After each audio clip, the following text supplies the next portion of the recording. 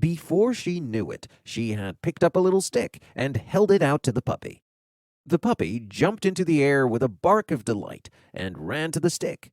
Alice took that moment to hide and avoid being run over. And the moment she appeared on the other side of a great big thistle, the puppy ran at the stick again and tumbled head over heels in its hurry to grab it. Then Alice, now thinking to herself that what she was doing was very similar to playing fetch with a horse, ran around the thistle again. Then the puppy began a series of short charges at the stick, running a little way forwards each time and a long way back, barking all the while, till at last it sat down a good way off, panting, with its tongue out of its mouth, and its great eyes half shut.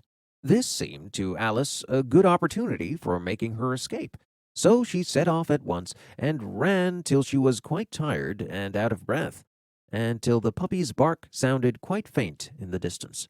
"And yet what a cute little puppy it was," said Alice, as she leant against a plant to rest herself, and fanned herself with one of the leaves. "I would have liked teaching it tricks very much, if I'd only been the right size to do so. Oh dear, I'd nearly forgotten that I've got to grow again. Let me see, how can I manage to do such a thing? I suppose I ought to eat or drink something. But the great question is what? What do I eat or drink to grow to my own size again?" The great question certainly was what? Alice looked all around her at the flowers and grass, but she did not see anything that looked like the right thing to eat or drink.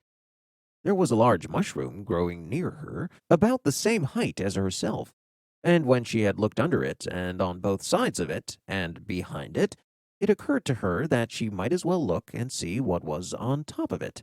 She stood on tiptoe and peeped over the edge of the mushroom, and her eyes immediately met those of a large blue caterpillar that was sitting on the top with its arms folded, quietly smoking a long hookah, and taking no notice of her or anything else.